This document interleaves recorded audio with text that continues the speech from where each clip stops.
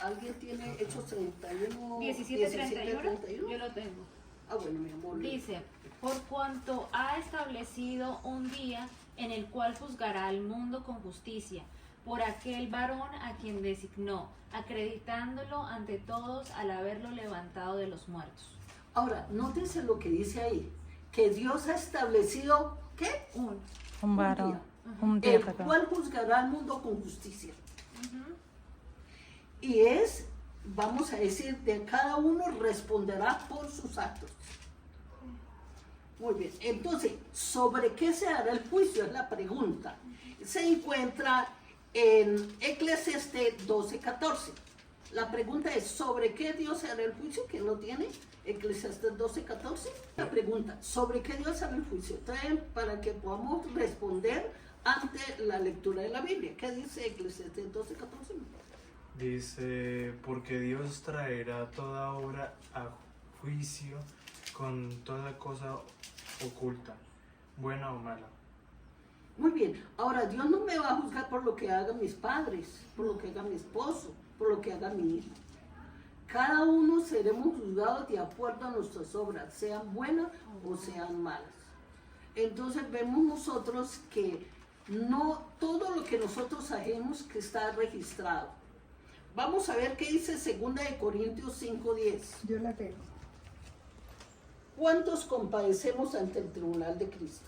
¿Siga? Dice, 2 Corintios 5:10, porque es necesario que todos nosotros comparezcamos ante el tribunal de Jesús, para que cada uno reciba según lo que haya hecho mientras estaba en el cuerpo, sea bueno o sea malo.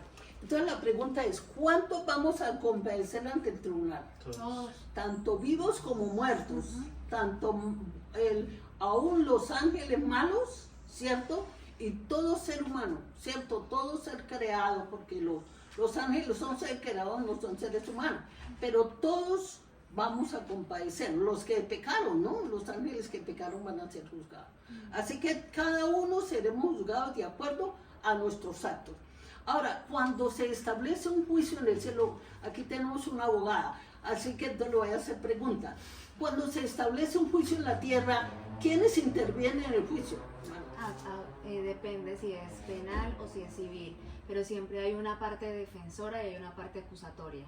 Muy bien. Entonces vemos nosotros que interviene un abogado, un juez, hay un código por el cual será juzgado, hay, vamos a decir, testigos, Sí, también. hay el acusado y el acusador. Entonces vamos a ver el juicio en acción.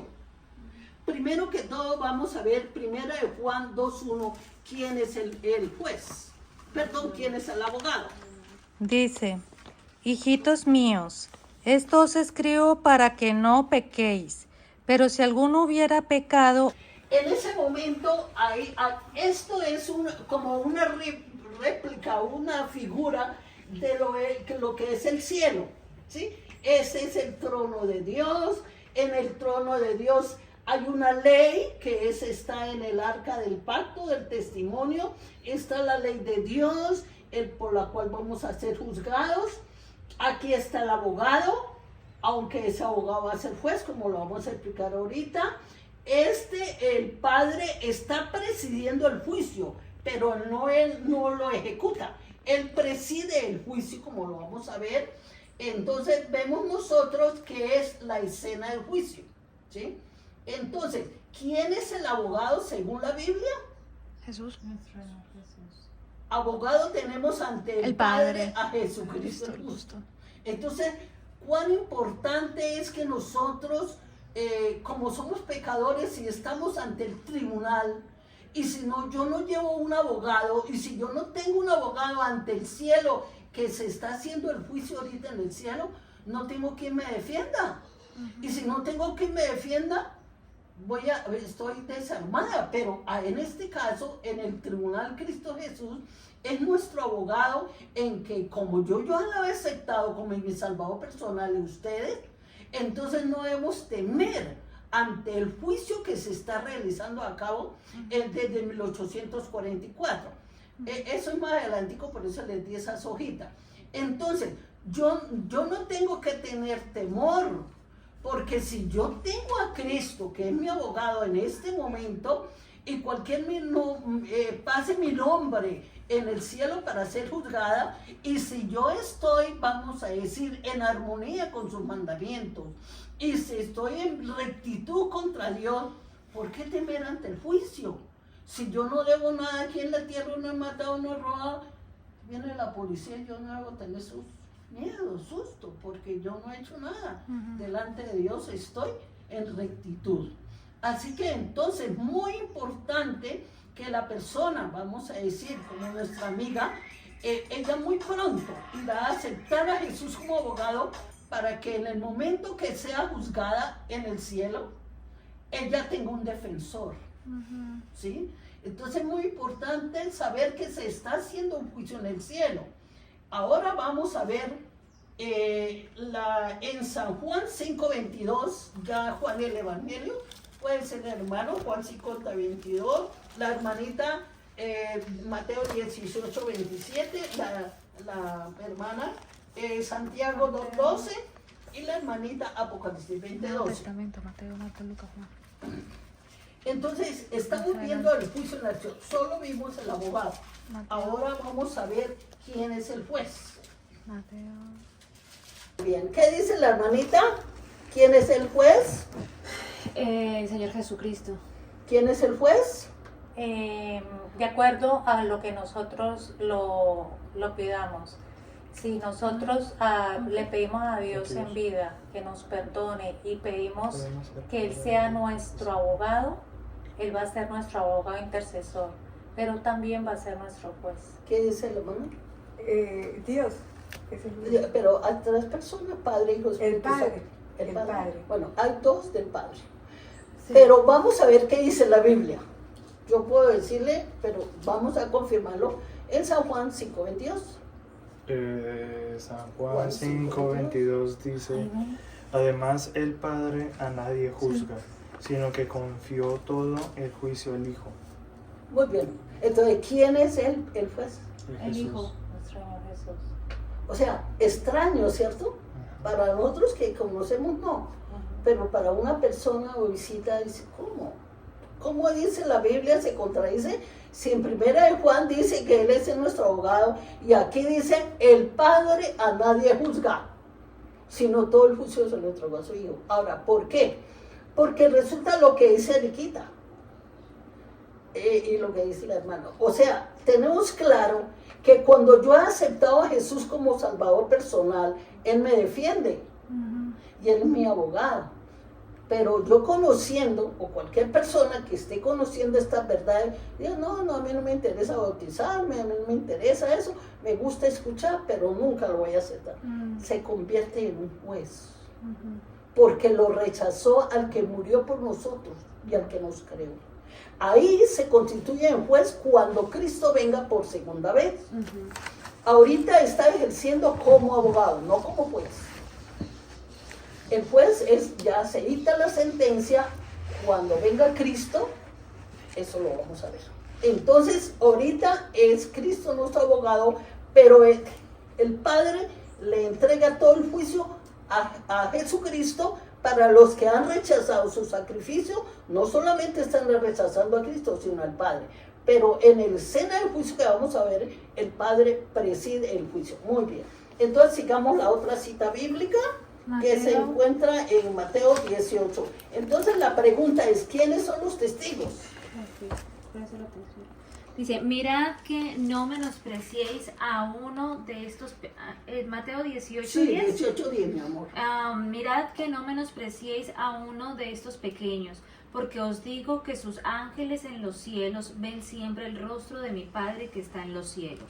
Ahora, notemos nosotros que los ángeles son los que no despreciamos a cualquier persona que sea de la calle, cualquier persona que la vemos, ¿cierto? Porque todos somos criaturas, hijos de Dios, creados por Dios, somos hijos de Dios. Entonces no despreciamos a nadie, porque os digo que los ángeles ven siempre el rostro de mi Padre, y Dios nos ha colocado a cada uno de nosotros un ángel, que en el tiempo antiguo nos conocíamos como el ángel de la guarda, ¿cierto? Pero Dios me ha designado a cada uno de nosotros un ángel, que Él es el que lleva el registro de cada uno de nuestras vidas. Es el testigo, ¿cierto? de nuestras Y acciones. ellos son los testigos de mis actos, porque el momento en que mi nombre sea pasado en el libro del cielo para ser juzgado, no vamos a ser juzgados en presencia personal, sino a través de los libros, a través del registro de los libros. El ángel se para. Miren ustedes aquí el ángel. El ángel abre el libro aquí de Juan, pongámosle. Aquí está Jesucristo ante ese escenario de juicio. El ángel le está diciendo, abrió los libros, y el ángel está mirando y dice, vamos a decir, hemos hecho un juicio, y Juan ha aceptado a Jesús como Salvador personal, y en el libro que están escritos todos nuestros pecados, aparece salvo. ¿Entienden? Muy bien. Ahora ya vamos a ver el código, creo que es el código en Santiago 2:12. ¿Cuál es el código por el cual seremos juzgados? 2:12, ¿cierto? 2:12. Ay, yo entendí. Ya. Así hablar y así hacer, como los que habéis de ser juzgados por la ley de la libertad. Muy bien, esa ley que habla ahí de libertad es la ley de Dios.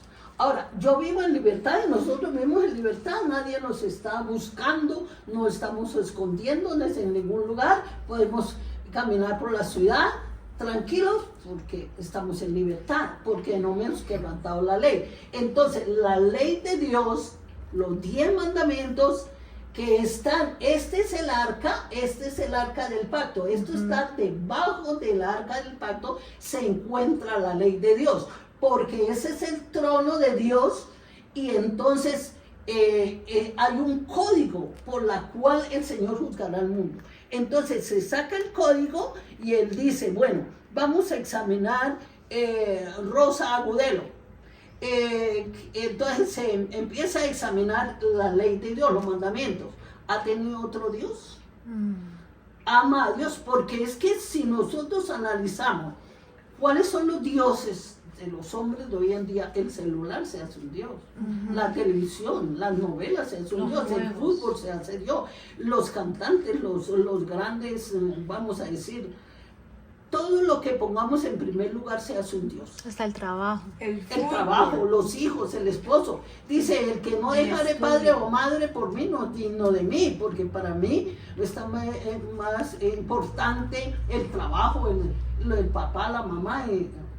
Cuando yo decidí aceptar a Jesús como Salvador personal, por encima estuvo Dios, aunque mi esposo se opuso.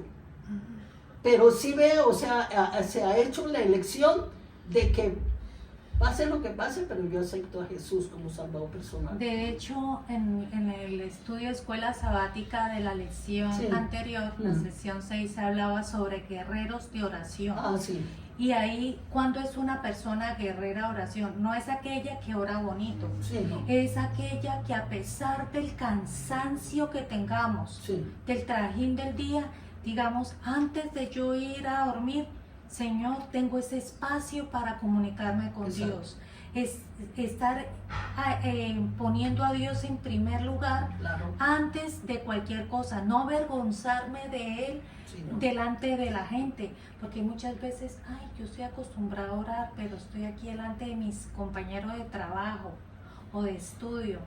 Yo no, qué pena, qué oso, no voy a orar. No, ahí es donde tenemos que dar testimonio de que somos diferentes, que marcamos la diferencia, de que ensaltamos a nuestro Dios. En todo momento nosotros tenemos que siempre ensaltarlo a Él y ponerlo en primer lugar, que la gente sepa que nosotros somos temerosos de Dios y que para nosotros Él es nuestro Padre. Muy bien. Decía Riquita que bueno, cuando nosotros vamos a dormir, a descansar, Pero en primer lugar es cuando nos levantamos en la mañana temprano, También. entregarle todos nuestros planes o propósitos para que el Señor los ejecute de acuerdo a su voluntad, me dirija, me tome mis pensamientos, palabras y obras. Entonces, y aún no vamos a decir, en el momento de que uno vaya a comer en un restaurante, por decir, uno inclina sin ponerse a gritar, Exacto. inclina su rostro y gracias Padre por el alimento. Ya, está dando testimonio de que es una hija de Dios y está agradecida por el alimento que el Señor nos dio. Muy bien, entonces ya vimos el código, que es la ley de Dios por la cual vamos a ser juzgados, y esa ley está en el lugar santísimo, en el arca del pacto. Sigamos, la otra cita se encuentra en Apocalipsis 20:12. Vamos a ver qué dice Apocalipsis 20:12, dónde está registrado todas nuestras acciones. Dice, y vi también a los muertos, grandes y pequeños, de pie ante el trono. Los libros fueron abiertos, y otro libro fue abierto, el libro de la vida, y los muertos fueron juzgados según sus obras, por las cosas que estaban escritas en los libros. Muy bien, Wow. habla de los libros. Entonces sabemos nosotros que hay libros donde están registradas todas nuestras acciones. Si nosotros podemos mirar un momentico acá, ¿qué dice? El principal libro, ¿qué dice acá? El libro de la vida. Este libro de la vida que habla ya, fueron juzgados los muertos de acuerdo a lo que está escrito en los libros. En el libro de la vida es cuando la persona acepta a Jesús como Salvador personal y se bautiza. Entonces, yo estoy aquí escrito en el libro de la vida, Cristo mi abogado va a defender. Hay otro libro que es el libro de Memoria. es donde están escritas todos los registros de las buenas obras que nosotros hacemos. Y de lo Es- que de lo que hablamos. Exacto, lo que hablamos. Y esta reunión está siendo registrada en el cielo. Todo lo que nosotros hagamos, obremos, ¿cierto? Malo o bueno, está registrado en el libro de memorias. Esta oración, cada estudio bíblico, aún cuando uno va a la casa de una persona que le dice, bueno, voy a ir a estudiar la Biblia, y de pronto dice, díganle que no estoy. Eso queda registrado. Porque rechazó no a la persona, sino a Jesús. Porque Dios me ha mandado o nos ha mandado a nosotros cuando vamos con un mensaje.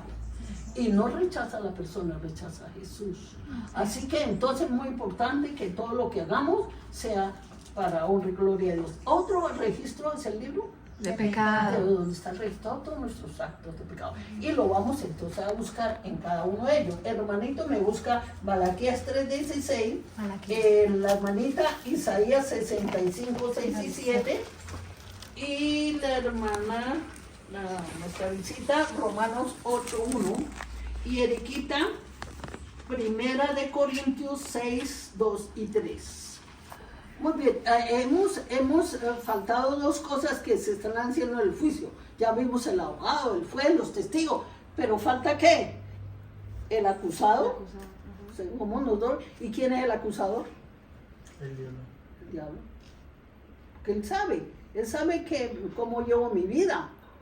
Y él porque él está reclama como león nuestra rugiente alma. buscando a quien devorar y tentarme.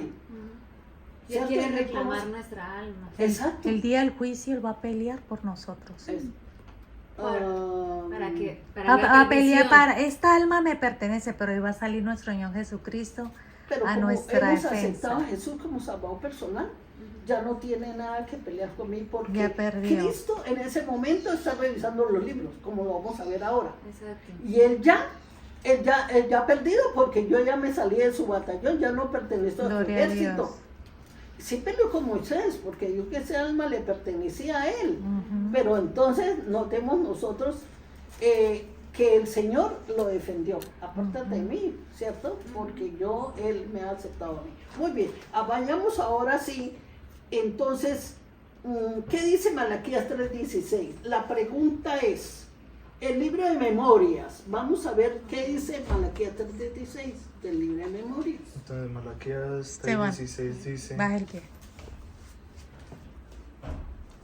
entonces los que temen al Señor hablaron unos a otros, y el Señor escuchó con atención, y en su presencia fue escrito un libro de memoria en favor de los que reverencian al Señor y meditan en su nombre.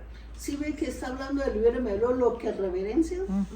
Los que hacen todas sus buenas acciones, sea el libro de memoria. O sea, sí habla la Biblia de cada uno de los libros. Entonces vemos nosotros que Eriquita leyó allá el libro de la vida. Ya la leímos. Apocalipsis. Ahora sigue el libro de memorias. Porque los que van a ser salvos son los que están escritos en el libro de la vida. En el libro de memoria es el registro de nuestros actos. Bueno, pero vamos al libro de los pecados. Se encuentra en Isaías 65, 6 y 7. Dice, he aquí que está escrito delante de mí, y no callaré, sino que les daré su merecido, les daré el pago en su propio seno.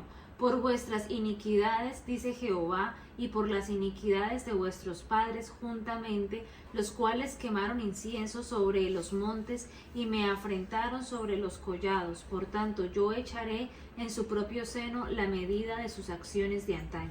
Ahora nótese que ahí entonces, ahí está hablando de las iniquidades, de los pecados, todo lo que ellas han hecho, cierto, de adorar a otro Dios en los montes altos, todo está registrado. Así que cuando se haga el juicio en el cielo, entonces se abren los libros y se examina el caso de cada persona. Entonces ya vimos el libro del pecado. Pero vamos a ver, dice, las escrituras mencionan 3 fases de juicio. ¿Ustedes saben cuáles son las 3 fases del juicio? El juicio investigador, que se está llevando a cabo ahorita, el juicio de los perdidos y los ángeles caídos, y el juicio ejecutivo. 3 fases de juicio, apréndasela. ¿Cuál es? El juicio Investigador, que se está llevando a cabo desde 1844. Ahorita con Lojita vamos a ver. Entonces, el juicio ejecutivo es el que está realizando ahorita, desde 1844. Y el juicio de los ángeles caídos y los que se perdieron es durante el milenario. Y después de ya que Cristo venga y establezca su reino sobre la tierra, baja la Nueva Jerusalén, se hará el juicio ejecutivo para los que han rechazado a Jesús. ¿Sí vea a dónde? Ese es el juicio final. Ese sí es el juicio final, porque es el juicio ejecutivo, ya no hay oportunidad de salvación, porque ahorita sí se está examinando los casos y se está haciendo juicio. Ahorita sí hay oportunidad de salvación, porque yo tengo un abogado y me he escrito en el libro de la vida, y por lo tanto mi abogado Cristo me defiende. Pero cuando llegue, vamos a decir, el momento en que yo me muera y no he aceptado a Jesús y tuve la oportunidad de aceptarlo y lo rechacé, ya quedo totalmente, estoy perdida porque no acepté a Jesús, y yo no sé en cuál momento me voy a morir, pero tengo la seguridad, la confianza de que yo acepté a Jesús. Amén. Y en ese momento de tribulación, yo dije, Señor, estoy enferma o un accidente, Señor, perdóname, Señor. Entonces ahí Cristo Jesús, como yo lo he aceptado, es mi abogado. Amén. Muy bien. Entonces vayamos a ver, entonces son 3. Ya vamos a ver qué dice en 1 Corintios 6, 2 y 3. Un momentico, que me salté un poquito aquí. El juicio investigador, dice acá, se está realizando y se va a ejecutar antes de la segunda venida de Cristo. Lo que se está haciendo ahorita en el cielo es el juicio investigador, y antes de que regrese Jesús a la tierra se está llevando un juicio en el cielo de acuerdo a los registros de los libros de cada persona. Por eso vimos los libros, y ahora eso es lo que se está juzgando en el cielo, los registros de cada una de las personas, de los que donde está registrado. Dice, cuando Cristo venga, está definido quiénes se salvan y quiénes se pierden. Porque el concepto del mundo es que cuando Cristo venga, entonces yo me voy a arrepentir y perdóname, Señor, ya es demasiado tarde, porque ya se ha realizado un juicio antes de la segunda venida de Cristo. Podemos poner un ejemplo, pongamos aquí Esteban Borg, me acuerdo cuál es Esteban Borg ahorita. Estevita está estudiando en la universidad. Sí. Y él ha sido juicioso, ha estudiado, ¿no? Y él tiene como esa confianza, la seguridad de que yo no voy a temer el momento en que me voy a grabar o un poquito antes digo, ay, que tengo miedo de que voy a perder el semestre. No tiene por qué temer, porque él es consciente de que ha sido juicioso y está estudiando y va a pasar.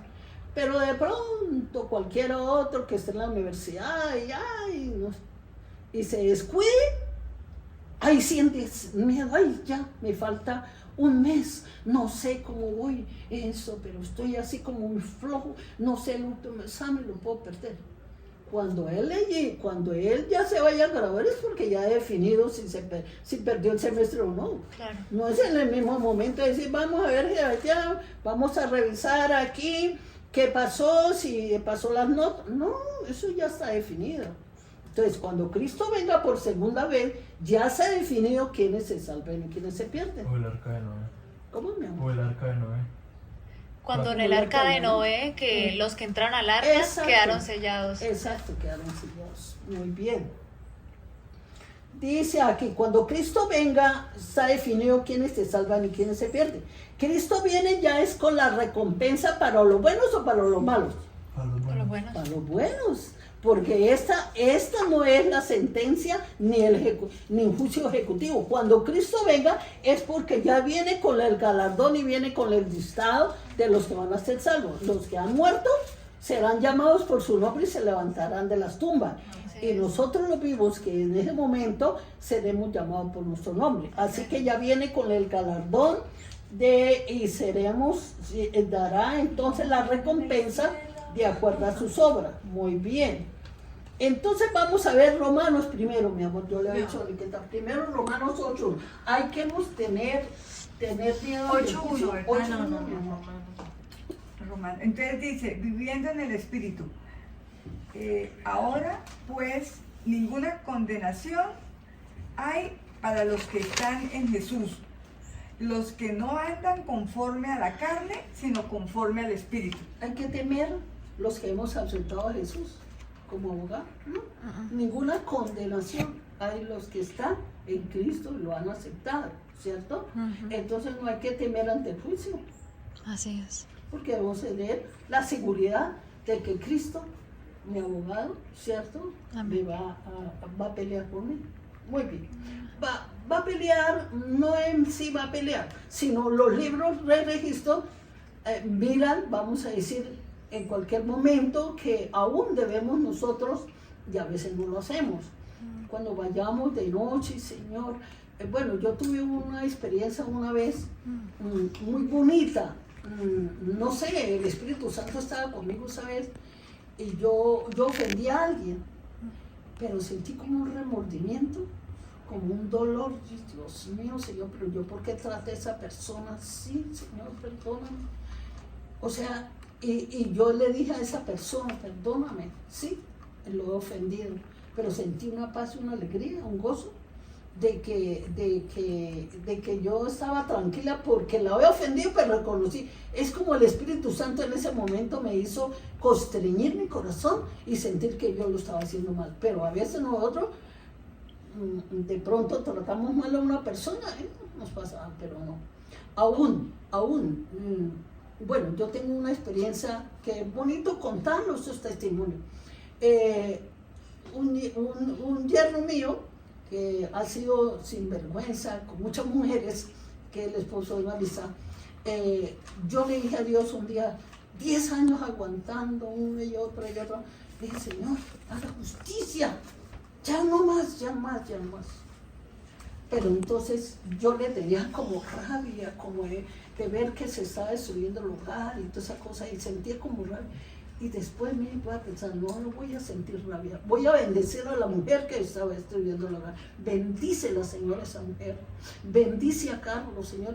Y se me fue el rencor. contra esa persona. Entonces sí, el Espíritu Santo empieza a hacer una obra, en vez de tener odio contra esa persona que nos hizo mal, bendecirla. Haga justicia, Señor. Dios deja la justicia y Sí, pero uno siempre siente Por humano. como humano, Humano. decir, no, pero ¿cómo es? Bueno, sigamos. Vamos a ver 1 Corintios 6, 2 y 3. 1 Corintios 6, 2 y 3. Mira la pregunta, 2 y 3. es muy importante. Dice aquí, la segunda fase del juicio, que es la que va a leer Eriquita ahorita, es el juicio del mundo perdido y los ángeles malos. Miren la cita, es importante. Dice 1 Corintios 6, 2, 3. ¿No sabéis que los santos han de juzgar al mundo? Y si vosotros vais a juzgar al mundo, ¿seréis incapaces de juzgar casos de menor importancia? ¿No sabéis que hemos de juzgar a los ángeles? ¿Cuánto más las cosas de esta vida? Ahora, si ven ustedes, ahí habla de dos. ¿A quién nos vamos a juzgar según esa cita? Al mundo perdido Y a los ángeles. y a los ángeles malos.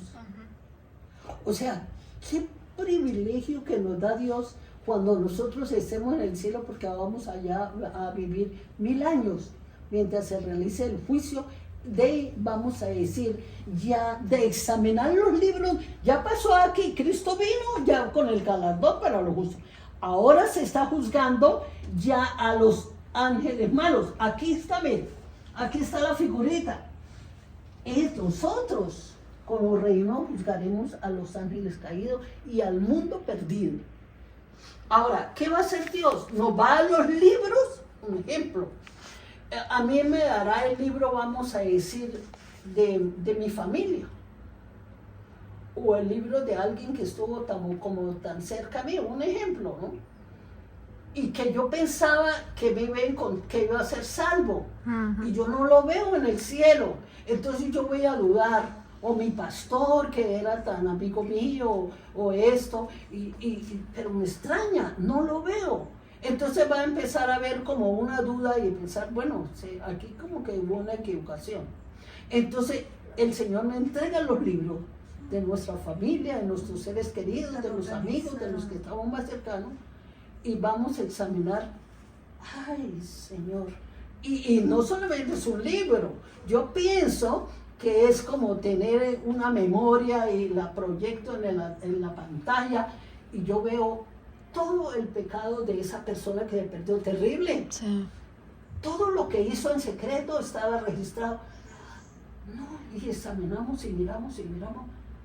Y toda la oportunidad que Dios le dio para salvarse, todo estudio bíblico, todo lo que hizo Jesús por salvarlo, le envió mensajero.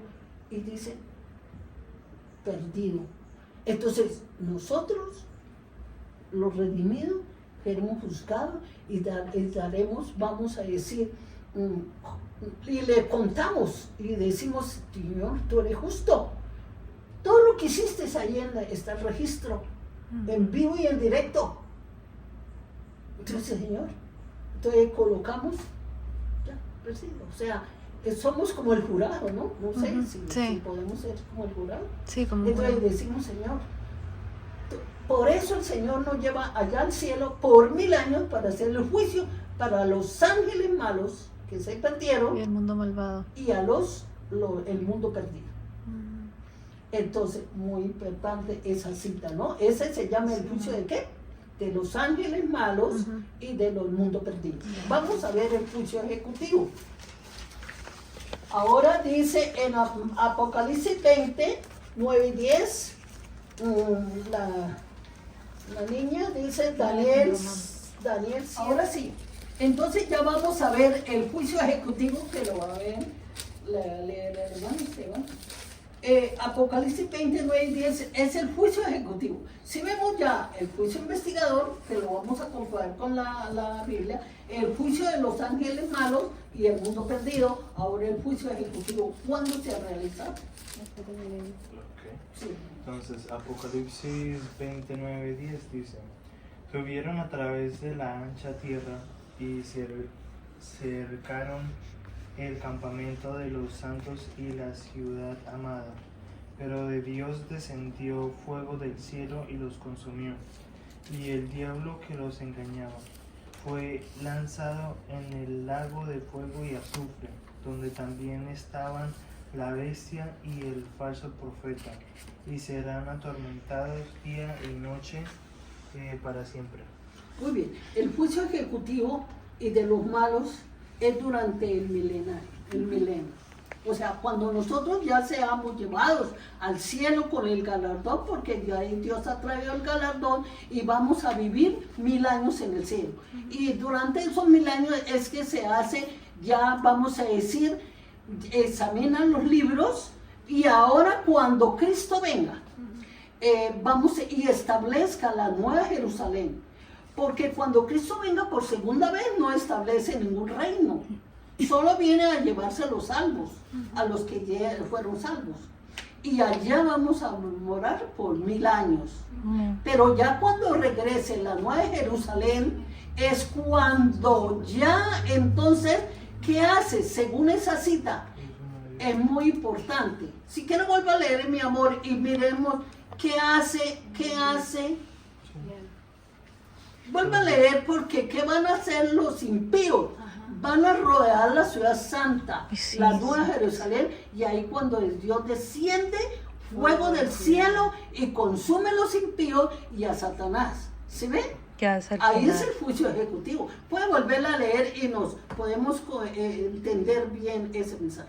Apocalipsis 29:10 dice: subieron a través de la ancha tierra y cercaron el campamento de los santos y la ciudad amada.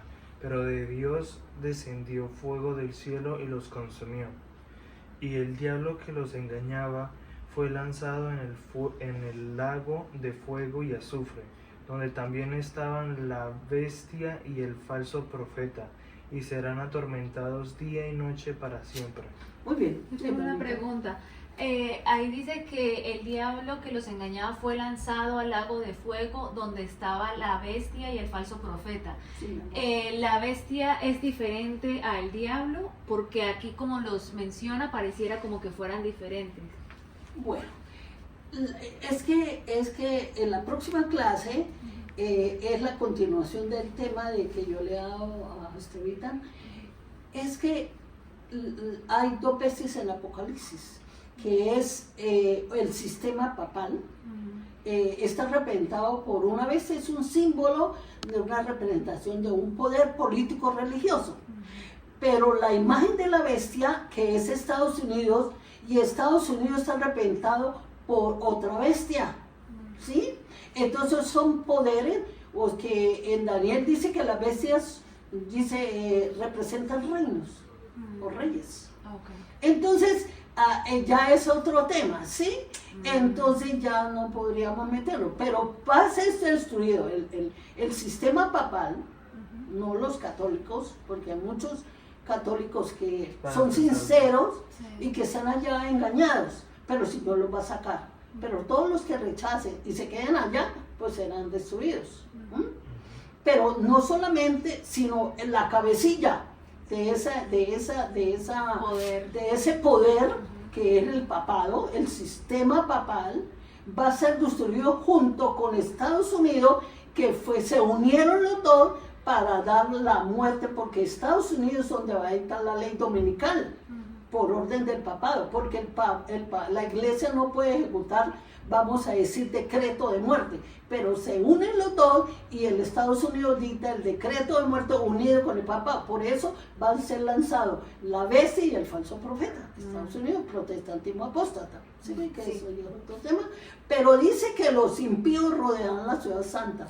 Esta nueva Jerusalén bajará a la tierra después, porque ya es la tercera vez, esta es la segunda, pero cuando desciendan la nueva Jerusalén, que es en Apocalipsis 20, dice que descienda la nueva Jerusalén, entonces los impíos serán resucitados, pero ya eso es otro tema, que es el milenio, ya cuando y rodean la ciudad santa, y el Señor desciende fuego del cielo y los consume junto con Satanás y la bestia. Bueno, ya el milenio es otro tema.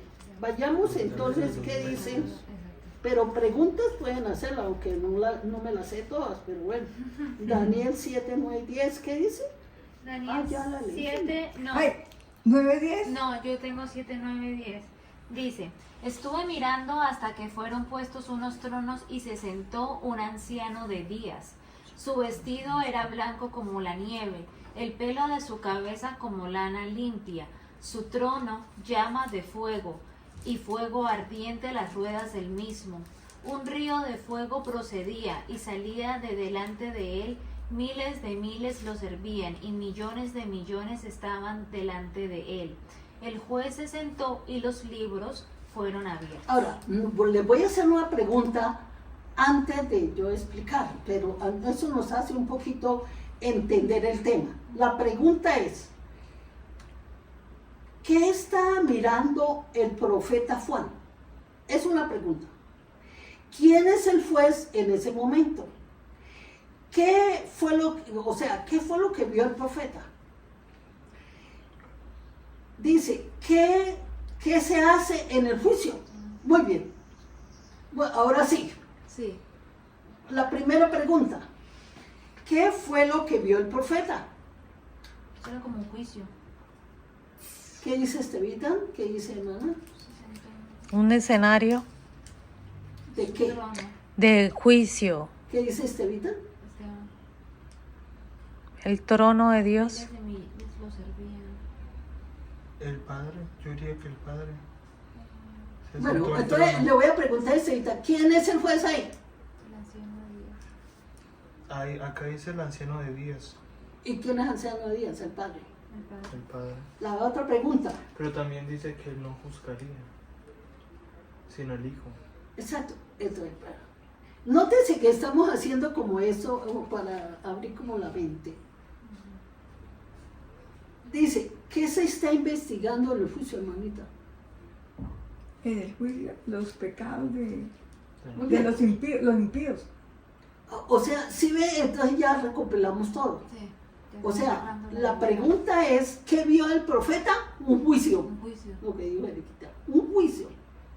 Lo que pregunté Estevitan es, ¿quién es el juez en que preside el juicio? Ahí está hablando de quién es el juez, el anciano de día, que es el padre.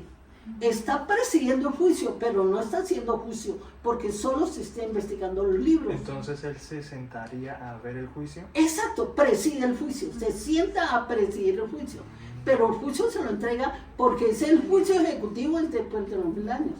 ¿Sí Wow. ven? Que aquí no se está haciendo ejecución del juicio ya final, Se sino están se está revisando. examinando los Entonces libros. el Padre se sentaría a ver y los ancianos del cielo estarían también. los viendo. santos. No, los ángeles. Ah, los ángeles. Dice, millones de millones le servían y se sentaban de él, el juez se sentó y los libros fueron abiertos. ¿Sí ven? Ahí hay un juicio. La evidencia se empieza a revisar. Exacto, es cuando se está revisando desde 1844. Y por eso es muy importante cuidar cada palabra que nosotros digamos, porque dice en la Biblia que de toda palabra ociosa dará cuenta el día del juicio. Y nosotros tenemos que estar en continua examinación personal, porque todo lo que nosotros, que aunque pensemos que nadie nos ve, hay un Dios que Exacto. todo lo ve. Y los ángeles que están Y los ángeles están Cada viendo. uno de nosotros tenemos ángel que registra. Muy bien, entonces sí nos hace pensar un poquito si examinamos la importancia del juicio. Entonces dice acá, entonces lo que vio el profeta fue una escena de juicio. Dice, el profeta Daniel también vio el comienzo del juicio en 1844. Vio. No sé, nótese que ese Daniel, él vio el futuro cuando se realizaría el juicio. Que ahorita vamos a examinar la hoja en 1844. ¿Qué se hace en el juicio? Lo que está diciendo la hermana. Una investigación de los libros de registro de cada persona. Eso es lo que se está haciendo ahorita en el cielo. Un registro, examinar los registros de los libros. Si me pasa mi nombre, pues tiene que abrir el libro. Pero si yo he pedido perdón, ahí aparece perdón. Pero si yo no he pedido perdón, pues aparece mi pecado. Muy bien. Entonces, la otra pregunta, que está, pero nos hace pensar, ¿quiénes son los juzgados en la primera fase de este juicio que está realizando? ¿Quiénes son los que están siendo juzgados? Los ángeles caídos. No, los malvados de 1844 hacia antes, ¿no? Por ahí Los va. que están siendo juzgados son los santos, los que han aceptado a Jesús como salvador personal, porque los malos es después del milenio. ¿Sí ven? Y nosotros entonces estaríamos viendo a ellos ser juzgados. Si somos salvos. Exacto. No, estos son los salvos que van a juzgar a los ángeles caídos. Aquí no se está realizando, aquí se está apareciendo. Este no lo vamos a examinar. Está perdido. Aquí Para lado. después. Sí, para después. Exacto. Estos son los que han aceptado a Jesús y vamos a examinar los libros. Disculpe, para después en los 1000 años. Exacto, Sí. mi amor, pero ya y el juicio ejecutivo es cuando baje la Nueva Jerusalén y Cristo venga con los reinos, ya el juicio de ejecución. Por eso la pregunta es, ¿quiénes son juzgados en esta primera fase y los que van a ser Salvos. ¿Sí ven? Por eso esta ilustración nos hace como meditar, pensar, porque a veces uno habla del juicio, pero uno como que eso Sí. como que uno no entiende, pero a través de esto, uno como que, y a través de las preguntas, por eso hay que hacer preguntas, uno dice, ay, sí, se está realizando un juicio, pero de los que van a ser salvos, los que han aceptado a Jesús como salvador personal, ok. porque los impíos van a ser juzgados después de los 1000 años. Muy bien. Ahora, ¿por qué yo tengo este santuario acá? Entonces me meto por aquí. ¿Por qué yo tengo esto? Muy importante conocer el santuario. Cuando Cristo vino a esta tierra, esta parte de aquí, el del atrio, este es el tabernáculo, vamos a decirle, donde se hacían los sacrificios del cordero, tabernáculo, ¿cierto? Pero este santuario terrenal tenía 3 partes. Esta parte de acá que se está destapado es el patio, representa la tierra. Esto representa la tierra. Esto representa el cielo. Esto está tapado. Aquí hay 2 compartimientos, lugar santo y lugar santísimo. Por eso me tocó poner esto aquí, porque aquí no se alcanza a ver esto chiquitico de acá. Entonces puse aquí. Esta parte de aquí, que no se alcanza a ver, bueno, eso ya es otro tema del santuario, pero más o menos ubicar. Este es el lugar santo y este es el santísimo, este de acá. Muy bien. Cuando Cristo vino a la tierra, que es esta parte, ¿qué pasó? Se entregó su vida por nuestros pecados. Exacto. Entonces Cristo murió. Sí. Sí. Ustedes más o menos en la profecía dice que murió ¿qué año? En el año... Miremos el papelito que les di. Miremos el papelito que les di. Ubíquense donde está el Calvario, donde está la muerte de Jesús, ahí está. Crucificado. Jesús 31. Ah, el año 31. Ajá. Muy bien. ¿Se ve? Antes de Entonces, Cristo muere en el año 31. Ahora, la pregunta es, si Cristo murió, ¿qué pasó? Resucitó, porque esto acá representa el bautizo. Y el bautizo significa muerte, sepultura y resurrección. Así Cristo muere, pero resucita. Para entrar a qué lugar entró Al después de santo. que resucitó. Al lugar ¿Al santo o al santísimo? ¿Usted? Al santo. ¿Al santo? Al santo. ¿Al santo? Al Santísimo. ¿Usted? Yo pienso que al santo. ¿Y Eriquita dice que Santísimo. cuando Cristo muere, resucita acá, entra el santo? Ah, al santo. Ah, sí, porque después que sube ya al Allá en cielo, 1844 es ahí cuando sí pasa pasa el el Santísimo. Santísimo. Sí, Exacto. tienes razón. ¿Sí ve que es muy importante tener la ilustración? Muy bien. Así que Cristo muere, resucita acá, pasa al lugar santo. Muy bien. Entonces, hizo Jesús entró, vamos a decir, al lugar santo. Pero ¿qué pasó en 1844? Miremos el papelito, miremos el Fue el papelito. gran chasco. Exacto. Ahí fue donde él pasó al Ahí, Santísimo. mire mi amor, aquí que su merced como ella no. Entonces, aquí están los pasos, Hicieron aquí mal. están los pasos, permítame un O sea, el poquito. cálculo fue correcto, pero la interpretación fue errónea. Exacto, mira, entonces aquí están los pasos. Aquí está la restauración de Jerusalén, ¿cierto? Aquí está el apedreamiento, mire dónde está el bautizo. Mire, hermanita, aquí está el bautizo de Cristo, que fue en el año 27. Y en el año 31 muere, ¿cierto? ¿Y qué pasa aquí? Ahora sí miren acá, miren aquí, Sebastián, Sebita. Estevita. Esteban, el mártir que apedrearon. Esta Beta. Mire acá, o sea, como más grandecito. Se ve que aquí están las 70 semanas. Sí. Aquí en las 70 semanas es el año que, ¿qué dice aquí? 34 es el apedreamiento de Esteban. Aquí termina, pero no vamos a estudiar la profecía, simplemente para ubicarnos. El papelito, ¿qué dice el papelito? 70 semanas está determinada sobre tu pueblo.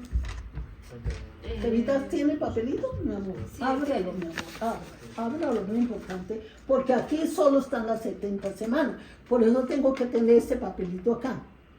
Después del apedreamiento de Esteban, ¿qué sigue? El evangelio a todo el mundo. Exacto, mi amor. Entonces miremos acá. Miren acá. Aquí hay un espacio del año 34, ¿a qué año, mami? 1844. Muy bien. Durante este espacio es que se lleva el evangelio a los gentiles. ¿Sí ve? Y en 1844 fue que el pueblo de Dios, ¿cierto? Ahí vamos a explicar un poquito, aunque no es eso, pero es para ubicarnos. Resulta de que Dios inspiró a Guillermo Miller y él empezó a estudiar las escrituras durante 3 años, 2 años profundo estudiando, porque él dijo, algo va a suceder en 1844, porque es la purificación del santuario. Ahora sí leamos lo que dice su cita, mi amor. La cita suya es muy importante para ubicarnos en lo que vamos a hacer. 8:14. 9:14, sí, 8:14. 8:14. Sí. Y él dijo, hasta 2300 tardes y mañanas, luego el santuario será purificado. ¿Sí ve? Mira lo que dice la profecía. A los 2300 tardes y mañanas, bueno, eso es una profecía que no la vamos a explicar. Es para tener una idea. Y después el santuario sería purificado. Eso, cuando Guillermo Miller leyó eso, 2300 tardes y mañanas, yo tengo que saber cuándo inició esa profecía. Empezó a sacar Dijo, el cálculo. él empezó a sacar cálculo de 2 o 3 años estudiando y eso no, pero algo va a pasar. Y entonces él fue cuando entendió que tuvo que buscar la fecha de cuando empieza la profecía. Miren acá, ¿cuándo empieza la profecía? Decreto de ¿Cuándo? Dice, 457.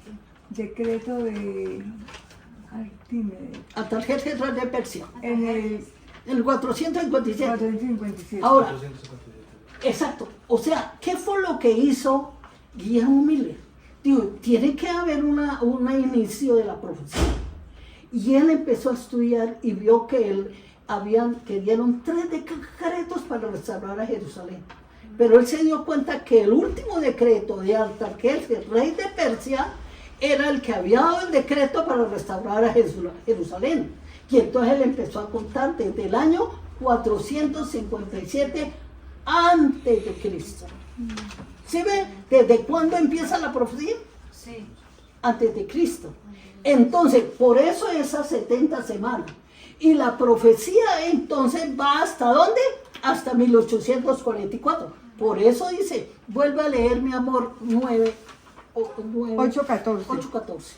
Y él dijo, hasta 2300 tardes y mañanas. Luego el santuario será purificado. ¿Sí ven? Él entonces dijo, hasta 2300 tardes y mañanas. Ya vimos entonces cuando parte, en 457, el rey de Persia da el decreto de restaurar a Jerusalén y se inicia. Mira otra pregunta. Una pregunta. Nótese que hace, y el santuario, volvamos a leer, y el santuario será purificado. Dice 14, y él dijo, hasta 2300 tardes y mañanas. Luego el santuario será purificado. Ahora, la pregunta es, necesitamos saber qué es eso de la purificación del santuario. Esto es un santuario. Pero ¿qué significa, qué para usted significa la purificación del santuario? A ver. Estar listos antes de entrar al lugar santísimo. Sí, necesita ser purificado, quiere decir que estaba sucio, corrupto antes, entonces necesita ser limpio.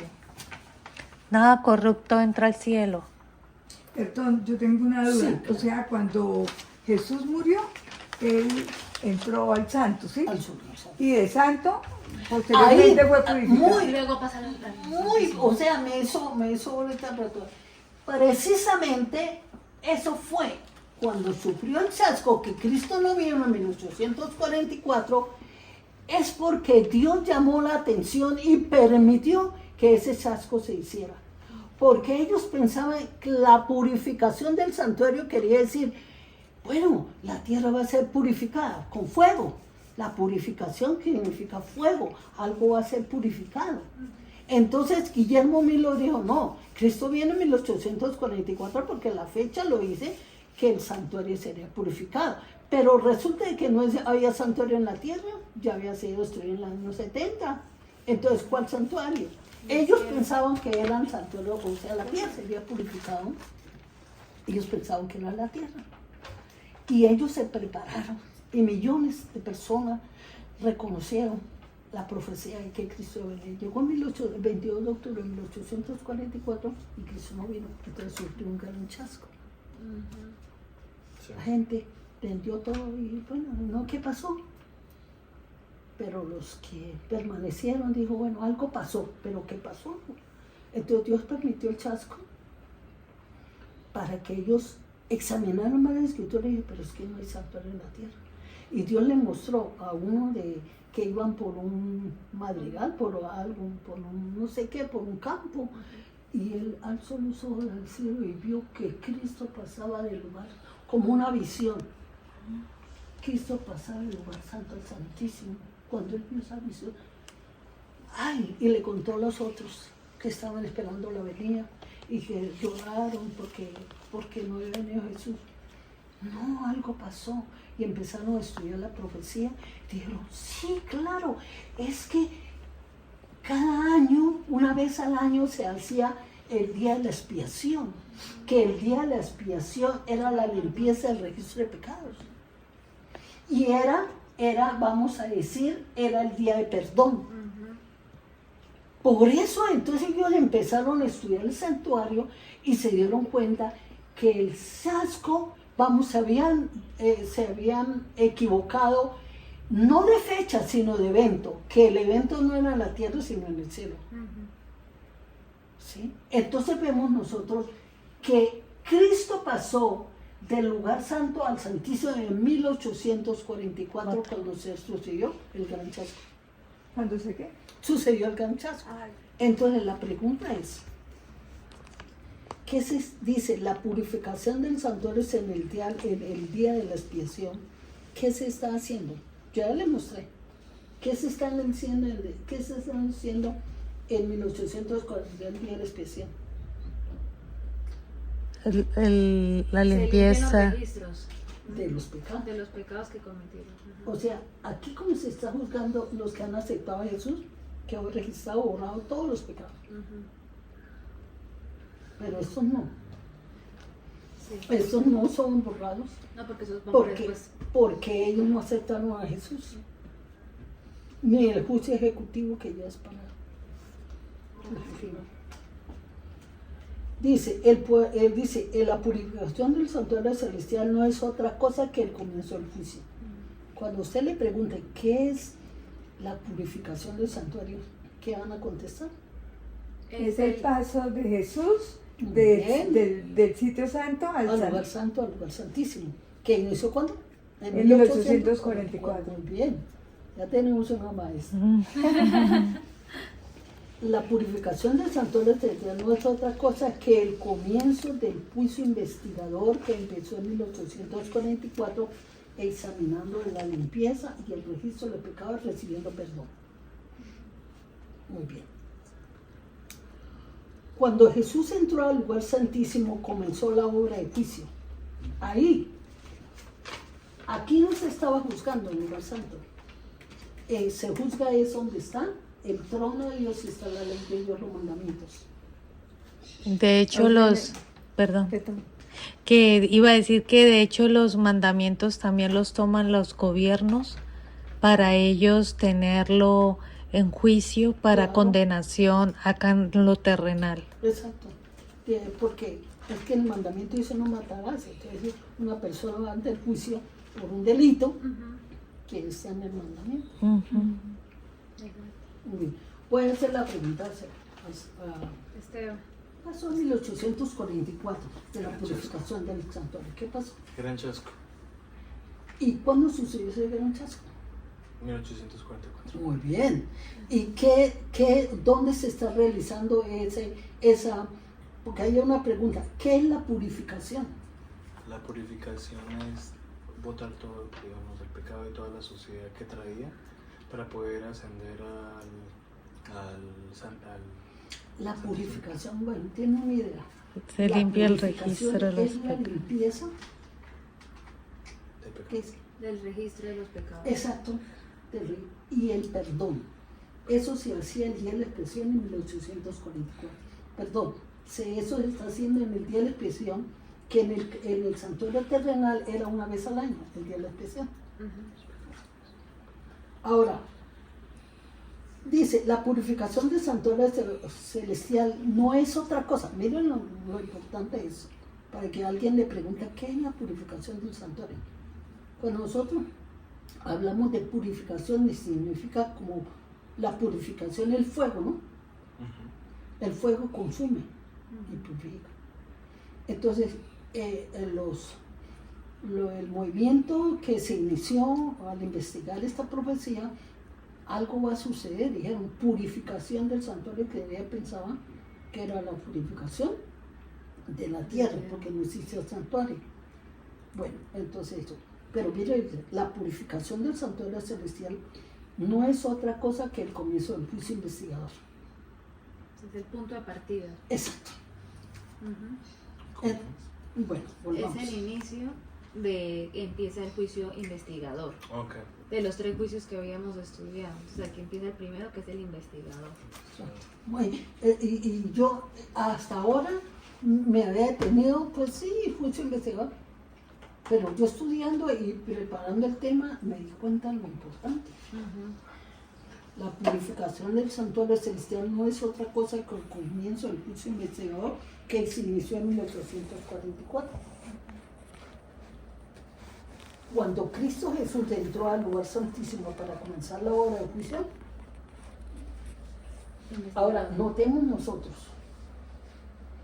que ya no es la sangre de los corderos. Ahorita vamos a ver este paso. No, porque sin derramamiento de sangre no había perdón de pecados. Sí. Ahora, cuando Cristo entra a hacer la purificación del santuario, ya no es la sangre de animales, macho cabrío, sino la sangre de Cristo. Que ya limpió. Es la que hace la purificación. La sangre tiene 2 funciones. Ahorita lo vamos a ver. La sangre de Cristo nos limpia de todo pecado. Sí. Pero la sangre esto nos contamina. 2 funciones. Dice, cuando Cristo Jesús entró al lugar santísimo para causar la obra de juicio, es la sangre, no la sangre de animales, sino la sangre de Cristo, que hace, la sangre de Cristo nos borra los registros de los pecados. ¿Qué es lo que hace la sangre? Nos Borra borra los el pecados. registro de pecados. Ya no necesitamos un sacerdote humano, como los sumos sacerdotes Aná y Caifás, que eran los que dirigían o los que estaban en el templo cuando Cristo venga. Había el santuario y ellos ejercían sus funciones de ser sumo sacerdote. Y habían 24 sacerdotes más el sumo pontífice, que era diferente a los sacerdotes. El sumo pontífice compraba una función que el que hacía el día de la expiación, cuando llegaba el Yom Kippur, o el día de la expiación. Eso lo realiza el sumo sacerdote. Muy bien. Entonces, Cristo Jesús es nuestro sumo sacerdote en el cielo, es nuestro abogado y nuestro intercesor. Muy bien. Ya vimos la profecía. Ahora, mira la pregunta. Creo que Regita tiene una cita, mi amor. ¿Cuál? ¿Hebreos o Hebreo, mi amor, bien. Hebreos 9, 8. 8. Ok. Y es ministro del santuario, de aquel verdadero santuario que el Señor levantó y no el hombre. Todo sumo sacerdote es puesto para ofrecer presentes y sacrificios. De ahí que era necesario que Jesús también tuviese algo que ofrecer. Si estuviera sobre la tierra, ni siquiera sería sacerdote, habiendo aún sacerdotes que ofrecen los presentes según la ley. Estos sacerdotes sirven en un santuario que es copia y sombra de lo que hay en el cielo. Por eso Dios dijo a Moisés, cuando iba a levantar el santuario, haz todas las cosas conforme al modelo que te fue mostrado en el monte. Nótese que esa era una maqueta, es una sombra del santuario celestial, ¿no? Sí. Muy bien. Ahora, mira, ahora regresemos aquí al atrio. Este es un pecado, un penitente que vamos, en el día de la expiación, en el santuario terrenal, tenían cada persona llevar un cordero, cuando eran las fiestas solemnes, y llevar un corderito, o de acuerdo a la plata que tuvieran, puede ser para la Virgen María un palomito, ¿no? Porque no tenía plata, pero de acuerdo, pues un cordero o un becerro, bueno, lo que sea. Sin mancha ni tacha. Exacto, de acuerdo a lo que tuviera. Entonces, como en este caso, él lleva el cordero, pero el cordero tenía que ser sin defecto, sin mancha, porque estaba representando a Cristo. No era uno el más sarnoso, chueco. El que ya estaba para morirse, ¿no? Tiene que ser lo mejor, porque este cordero es el símbolo de Cristo. Ese es el cordero de Dios, dijo Juan, el que quita el pecado del mundo, porque es un símbolo de Cristo. Tenían que llevar un corderito de un año, de un añito. Llevaba el cordero aquí, este es el atrio, aquí está el sacerdote. Y él, antes de ir a sacrificar el corderito, miren esta lámina. Aquí está, aquí vamos a decir, está el sacerdote. Cuando este hombre metía el cuchillo en la garganta del corderito, el sacerdote tomaba la sangre. ¿Sí? Y la sangre llevaba ¿qué? El pecado. Porque él tenía que confesar el pecado ¿a quién? Poner las manos sobre la cabeza del cordero y decirle, estos son mis pecados. Y entonces los pecados de él sean transferidos al cordero. ¿Y quién tenía que morir por su pecado? Era él. Pero aquí Cristo, que representa cuando muere por él. Porque se los transfirió. Se los transfirió. Entonces el pecado de él pasó acá. Al corderito inocente tuvo que morir por su pecado. Tuvo que morir por nuestros pecados. El cordero inocente, sin mancha. El sacerdote toma la sangre. ¿Pero qué lleva la sangre? El pecado. El pecado que él confesó ante el cordero. Por eso el santuario sería contaminado. ¿Por qué se contaminado? Por la sangre. Llevaban los pecados. La sangre llevaba el pecado y la esparcía. Vamos a ver, en el servicio anual, el servicio diario, esto lo hacía el sacerdote. Tomaba la sangre y la esparcía en la cortina. Wow. Ahí queda registrado el pecado. Ahora, mira la pregunta. Él quedó perdonado y su pecado quedó ¿Quedó registrado o quedó totalmente perdonado y no quedó registrado nada? ¿Qué dice usted? Yo creo que quedó registrado, pero también está en ese registro que fue perdonado por esos pecados. Sí, también. Está el registro del pecado, pero al lado dice perdonado. Muy bien, o sea, que él recibió el perdón, porque o sea, tenía que morir él, pero muere el cordero. O sea, recibió perdón, pero el registro del pecado quedó en la sangre aquí en la cortina. Quedó registrado su pecado. Exacto. Él quedó perdonado, pero el registro de su pecado quedó allá. Es el pecado, su pecado. Exacto, quedó registrado. Sí recibió perdón, pero quedó registrado. Quedó registrado el pecado. Entonces, por eso es que tiene que en 1844 Cristo hacer la obra de limpieza. Aquí en el lugar santo no se hace limpieza, es en el día de la expiación, el día del juicio, que empezó en 1844, se hace la limpieza del pecado. Muy bien. Y muchísimas almas. ¿Cómo? Muchísimas almas. Porque todo, aunque Dios borró de la faz de la tierra los antidiluvianos, ellos también van a estar ahí en ese día del juicio. Pero ellos son los ejecutados, son los antidiluvianos, los que perdieron. En el milenio. Ya quedaron Sí. ejecutados. No, el juicio ejecutivo es cuando Cristo... En el milenio, Jesús mami. en el milenio. Muy bien. Ahora, dice acá, creo que tenía una cita, mi amor, sí. Hebreos. Ya la leyó, pero mira... Segundo de Corintios. Ah, Segundo de segundo. Corintios. Mira Esa. esta bien importante. Mira la pregunta. Miren la pregunta. ¿Cómo puede contaminarse el lugar santísimo en presencia de Dios? ¿Puede haber pecado? No, el pecado no puede estar frente En a presencia de Dios. No.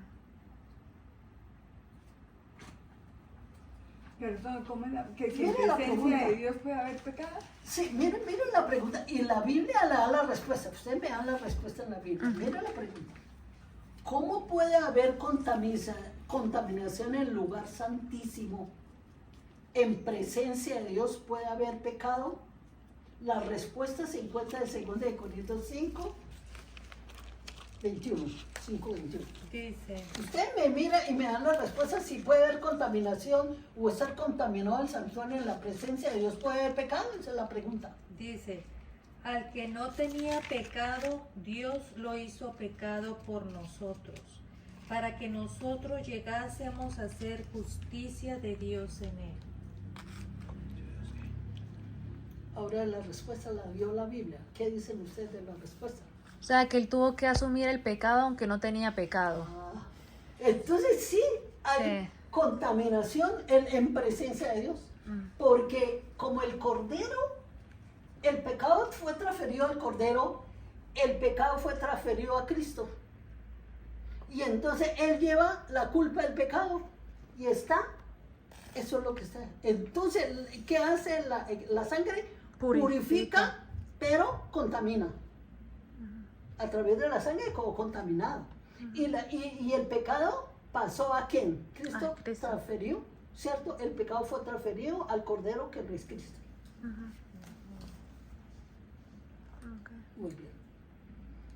Ahora dice, del mismo modo el santuario del lugar santísimo recibe imputación del pecado por los registros. Ahora, ¿cómo hace Dios para hacer la limpieza ya? Ya quedó esparcida la sangre, ya la sangre de Cristo nos limpia de todo. Ay, es muy importante esa cita, está en primera de Juan, pueden todos leerla que ya es la última. Primero Juan capítulo 2, versículo 7, algo así. Dice Primero Juan 1:7, pero sí. si andamos en luz, Sí. como Él está en luz, tenemos comunión unos con otros. Y la sangre de Jesucristo, su Hijo, nos limpia de todo pecado. Entonces, sí, la sangre limpia, pero contamina. La nuestra contamina, pero la de Cristo purifica. Lo limpia. Muy bien, excelente aplicación. Sí, me lo voy a anotar. Muy bien. Ahora, ¿cómo se hace para purificar? Resulta de que como aquí también, entonces Cristo toma en la limpieza y se la carga aquí a Azazel. Habían 2 corderos, uno para Jehová y otro para Satanás. Entonces, en el día de la expiación se le cargaba el pecado a Azazel, que representa al diablo, y era llevado al desierto, y allá moría. Entonces, en este caso, son transferidos los pecados a Azazel. A Satanás. Más agüita. Nada más agüita. Tiene... Con eso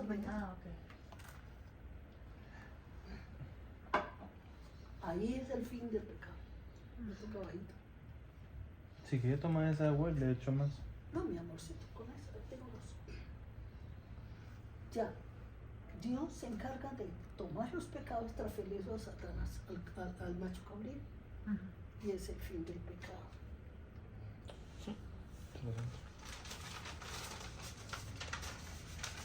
Muy bien, aquí terminamos. Estamos viviendo momentos solemnes en la historia de este mundo, que se está realizando y examinando el caso de cada persona. Pero nosotros, ¿qué estamos haciendo con el día de la expiación que se empezó en 1844? ¿Estamos mirando novelas pegados al celular? ¿O estamos examinando la Biblia? ¿O estamos pidiéndole a Dios que al mirarlo y al estudiar de Él me limpie de todo pecado? Cristo viene, ¿cierto? Y entonces viene a llevarse a los que se han aceptado a Jesús como Salvador personal, están escrito en el libro de la vida. Entonces, Cristo viene para salvarnos. Entonces, que Dios nos bendiga. La importancia de estar escrito en el libro de la vida para ser salvo. Yo lo que estoy viendo, nosotros sabemos que Dios nunca se contradice. Cuando nosotros comimos del árbol de la muerte, éramos destinados a morir. Entonces Dios no, Él tenía el poder de fácilmente hacer que nosotros fuéramos sido salvados, pero se iba a contradecir, y Dios no se contradice. Entonces Dios, creo que con las mismas reglas que Él colocó, buscaba en ese sistema una manera de nosotros ser salvos. Entonces, como éramos destinados a morir, dio una excepción. Van a morir, pero si hacen esto, van a ser perdonados. Entonces así es como creo que lo mantuvo. Muy bien. Ese es otro tema, pero importante. A Adán y Eva, la sentencia era muerte por desobedecer y comer del árbol de la vida, del árbol de la ciencia del bien y mal. Pero ¿quién murió en lugar de él? Si Dios dijo, el día que él comiera morirá, ¿quién murió? Hubo muerte. ¿Quién murió? A ver.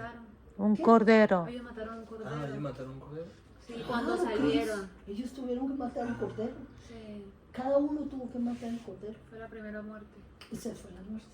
O sea, el pecado de Adán pasó al cordero, Al cordero. que era Cristo. Desde el inicio. Si ve una Otra apreciación. otra apreciación, para tener una claridad, ¿no? Sí. No, y lo bonito del estudio del juicio es el reflejo también del amor que Dios tiene para nosotros, porque se evidencia que hay oportunidades también para Exacto. recibir el perdón y para aceptarlo como nuestro Salvador. Y el juicio se muestra el carácter de Cristo, su amor y la justicia, y cómo hay un debido proceso.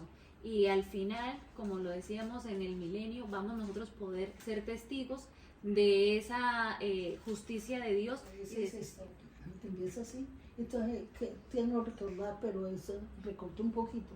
Pero cuando se haga el juicio ejecutivo, los redimidos en el cielo, dice el Señor, tú eres justo, merecen el castigo, todo lo que hizo, porque allá en el juicio ejecutivo, cuando baje la Nueva Jerusalén, dice que Dios pondrá una pantalla inmensa, que todos los perdidos y los ángeles malos miran a ver todo lo que Jesús hizo, vino a la tierra, lo trajeron, lo crucificaron, todo hizo para salvarlo, pero ellos lo despreciaron.